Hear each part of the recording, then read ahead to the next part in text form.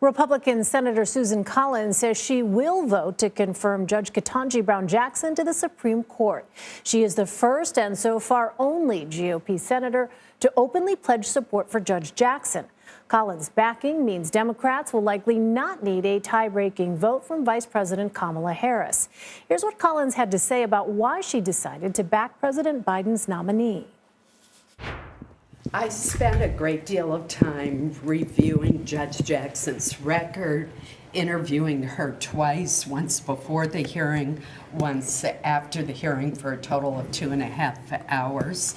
And I talked to other legal experts and reviewed numerous documents. In the end, I decided that she had the qualifications, the experience, and the credentials that we require of a Supreme Court justice, and warranted my support. CBS News congressional correspondent Nicole Killian joins me now for more from Capitol Hill. Hi there, Nicole. So the White House was hoping for a bipartisan vote on Judge Jackson's nomination, which it will get now that Senator Collins is on board. Why is that so significant for the Biden administration to have that bipartisan support?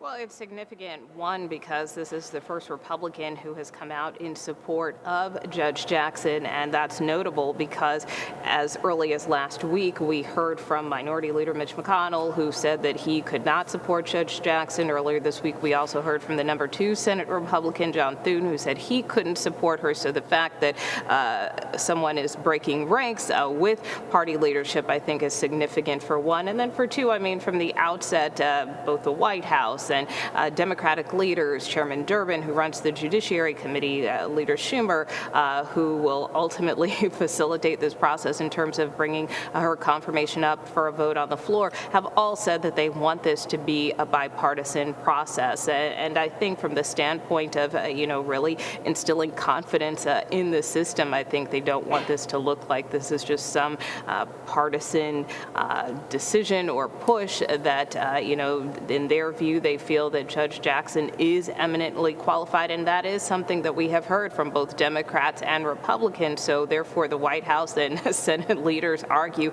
if she's eminently qualified, then she should be on the Supreme Court. That being said, there are some Republicans, though, who have taken issue with some of her positions on certain areas of the law, taken issue with her judicial philosophy and how she handled certain cases. But that being said, the jury is still out for many Republicans to make up their mind. And on that note, Republican Senator Mitt Romney on Wednesday was asked whether he would support Judge Jackson. Here's what he had to say. She is a qualified, intelligent, capable person, obviously very gracious, and I'm looking at her record and judicial philosophy, and we'll make a decision, and we'll announce that when I have it, but probably not until the day of the vote. So, Nicole, should we expect any other Republicans to join Collins in supporting Judge Jackson? Well, I was actually speaking with Senator Collins earlier today in that clip that you showed, and so I did ask her if she is talking to other Republicans and if she expects some of her fellow GOP colleagues to follow suit, and she said that she is having conversations with other Republicans, but she isn't pressuring them because at the end of the day, this is an individual decision. We do know that Dick Durbin, again, the chair of the Judiciary Committee, has said that he's kind of working some of his Republican colleagues as well to see if he might be able to flip a few more. I would say in terms of Republicans, the ones to watch are really the ones who have supported the judge in the past for her circuit court nomination, for instance. So, for instance, Alaska's Lisa Murkowski, I spoke with her earlier today, and she told me that she would also like to have a follow-up conversation with Judge Jackson. Of course, Judge Jackson met with Senator Collins twice.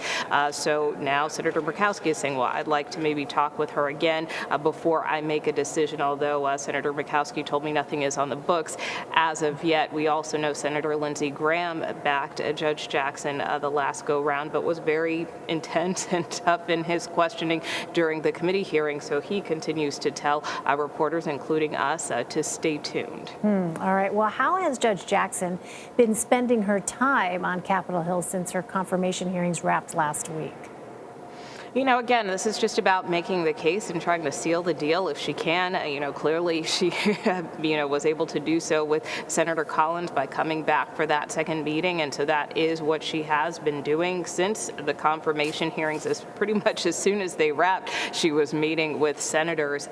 So that is really what the White House has set out to do between now and the vote. In fact, Doug Jones, who's former Alabama senator, who's kind of been helping to shepherd this process and is constantly with Judge Jackson here on the Hill, told me from the outset that their intent is to try to win as much support as possible and to really meet with as many senators as possible all the way up until this vote. So that's basically what the judge has been doing, just packing in these meetings in and out to see how many members she can meet with. And so far, it has been the majority of the Senate. All right, and you've been following those lawmakers to get their every thought as best you can. Nikole Killian on Capitol Hill. Nicole, we always appreciate it. Thank you.